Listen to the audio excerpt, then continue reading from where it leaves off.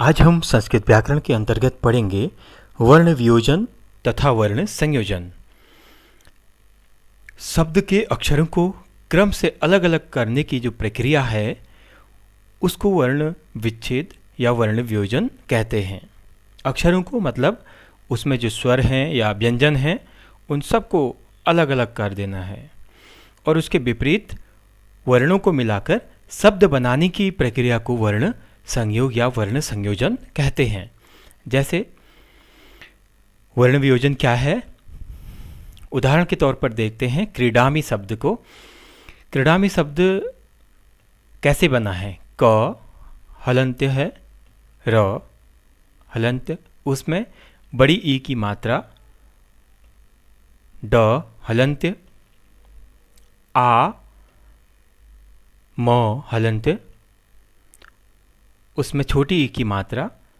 तो इन सब को जब हमने मिलाया, क र ई मिलके बना क्री।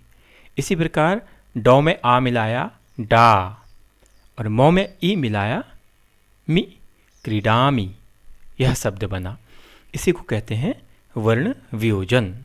हमने क्रीडामी शब्द को तोड़ दिया वर्णों में, अक्षरों में।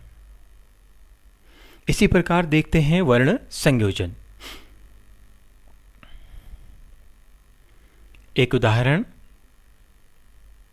व, छोटी ई, द, य, आ, ल,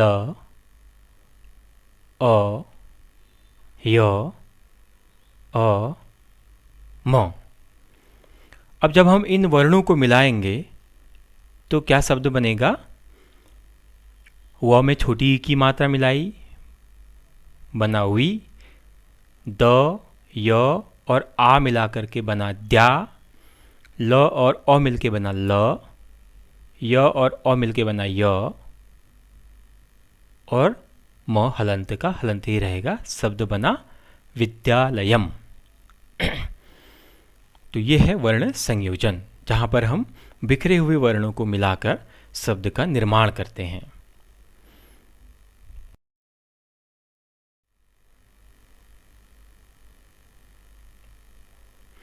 शब्दों को वर्णों में बदलते समय हमने देखा कि जो शब्दों की मात्राएं हैं वो दिखाई नहीं देती है।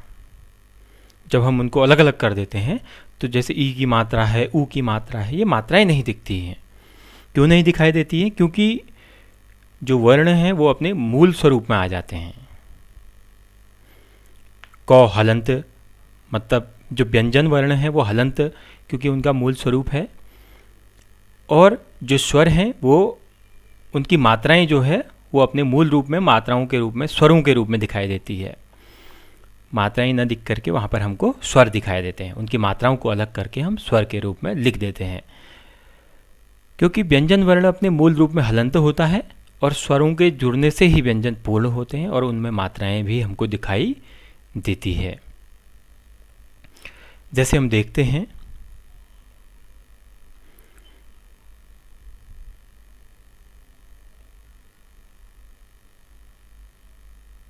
जब हमने क में अ जोड़ा तो क में अ जब हम जोड़ते हैं तो अ की कोई मात्रा तो होती नहीं है। हमको मात्रा किस तरह से दिखाई देगी? क में जो हलंत है, हलंत लगा हुआ है चिन्ह, वो हट जाएगा, क अपने पूर्ण रूप में आ जाएगा। इसी प्रकार क में जब हम आ जोड़ते हैं स्वर तो उसकी मात्रा जुड़ती है इस प्रकार से और वर्ण बन जाता है का। क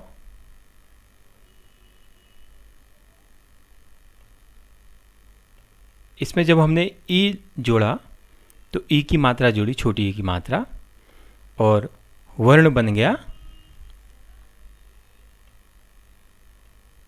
की।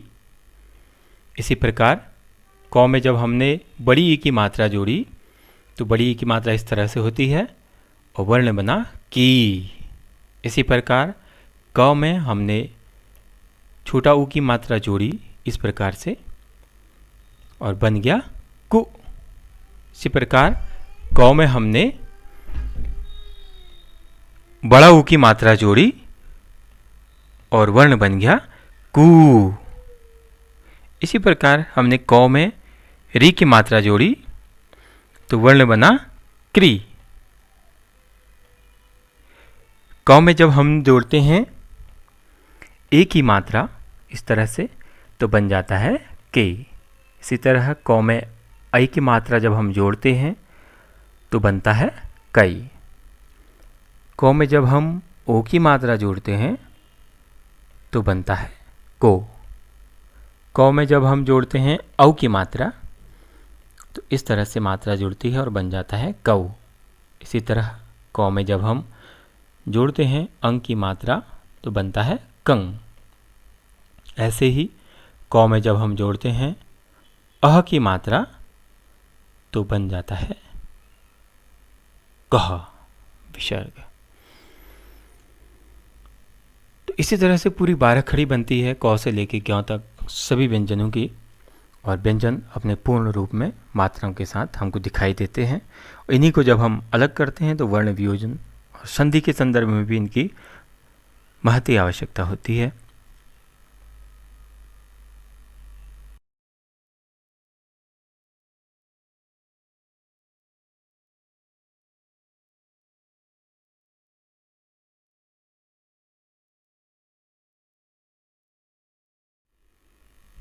संयुक्त व्यंजन।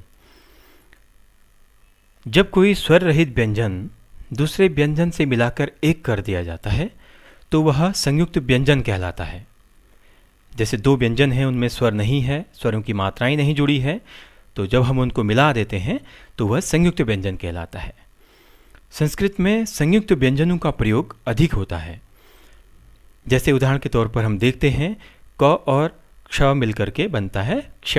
जब इसमें औ की मात्रा जुड़ जाती है तो इसका हलंत समाप्त हो जाता है और ये अपने पूर्ण रूप में दिखाई देता है।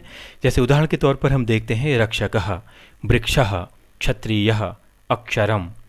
इसी प्रकार त, र और अ ये 3 वर्ण मिलकर बनाते हैं त्र। उदाहरण देखते हैं अत्र, पुत्र, मित्रम, पवित्रम। ध्यान दीजिएगा, यहाँ पर अ जुड़ने के कारण ये संयुक्त अक्षर पूर्ण रूप में दिखाई दे रहे हैं, अन्यथा इनमें भी हलंत लगता। ज, य, अ ये मिलकर के बना ज्ञ। प्रयोग होता है इनका ज्ञानम, विज्ञानम, आज्ञा, संज्ञा।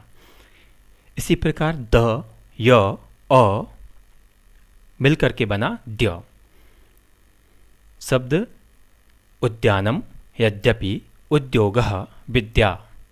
द, व, अ मिलकर बना द्व। शब्द बनते हैं द्वारम, द्वंद्वम, द्वेषः, विद्वान। द, ध, अ मिलकर बनता है ध। द में ध की मात्रा ध। उदाहरण युद्धम, क्रुद्धः, उद्धारम, बुद्धः। द, र, अ मिलकर के बना द्र। उदाहरण द्रौपदी, इंद्रः, द्रुमः, द्रविणः। इसी प्रकार श, र, अ मिलकर बना स्र। तालव्य विषय है यहाँ पर। उदाहरण के तौर पर देखते हैं श्रमिकः, श्रवणः, श्रुतिः, श्रमः। इसी प्रकार र, व, अ मिलकर बना रव। इसका उच्चारण हम स्पष्टता से नहीं कर सकते हैं क्योंकि इसके आगे एक वर्ण हो तभी इसका उच्चारण सही से किया जा सकता है। यहाँ पर र स्वर रहित है इसलिए यह ऊपर चला गया, आप ध्यान देंगे। जैसे अथर्व, पर्व, पर्वतः, सर्वतः। इस तरह से शब्द बनते हैं और इनका उच्चारण होता है प, र, अ। अब यहाँ पर र स्वर सहित है इसलिए यह नीचे चला गया, स्वर सहित है इसलिए नीचे चले गया। और क्यों गया नीचे? क्योंकि इसके आगे का जो वर्ण है वह आधा है। यहाँ पर मंडूकप्लुति न्याय काम करता है। शब्द बने प्रखरः, प्रयागः, प्रेम, प्रथमा। इसी तरह त, त, अ। इसका उच्चारण भी जब यह शब्द के रूप में देखने को मिलता तभी स्पष्टतया हो पाता है। जैसे विद्वत्ता, उत्तेजना, महत्ता, उत्तर। ट र अ मिलकर बनता है ट्र। राष्ट्रीयम, उष्ट्रः, राष्ट्रम। इस तरह से ये कुछ उदाहरण थे। संस्कृत भाषा में आपको इस तरह के तमाम शब्द देखने को मिलेंगे और ये बहुत अच्छी तरीके से हमें समझना चाहिए।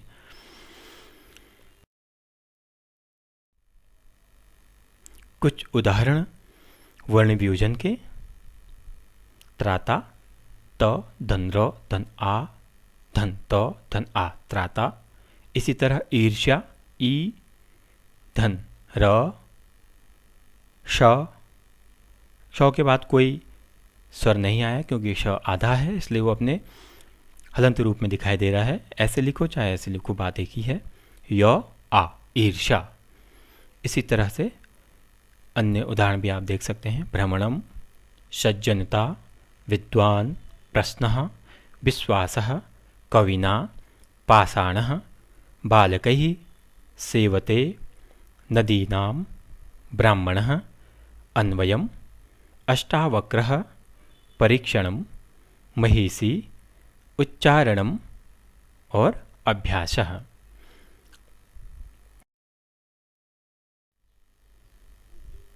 कुछ और उदाहरण वर्ण संयोजन के। क धन री धन क्ष धन ण धन अह। क्या बन गया? कृष्णः। क में री की मात्रा, क्री, क्ष आधा है, आधा ही रहेगा क्योंकि उसके आगे कोई स्वर नहीं है। ण उसके आगे अह जुड़ गया तो कृष्णः। इसी प्रकार व, ई जुड़ा वी, दो में यो जुड़ा द्य, आ जुड़ गया द्या, विद्या। र आधा है, थो में की मात्रा, विद्यार्थी। इसी प्रकार गवेषणा, उपलब्धि, बुद्धि, सुरक्षा, भ्रमरा, तृष्णा, भार्या, वृक्षः, पुष्पाणि, ऋषि, प्रतिज्ञा, प्रणामः, ब्रह्मणा, परमात्मा, परमेश्वर। ये शब्द भी बनते हैं। इनका वर्ण वियोजन और वर्ण संयोजन दोनों आप यहाँ पर देख सकते हैं। वियोजित है, इनको हमने संयोजित किया तो इस तरह से शब्द बन जाते हैं और इन शब्दों को जब हम तोड़ते हैं तो इस तरीके से वर्ण वियोजन हो जाता है। ये परीक्षा की दृष्टि से महत्वपूर्ण है और संधि आदि को समझने में भी इनसे मदद मिलती है। धन्यवाद।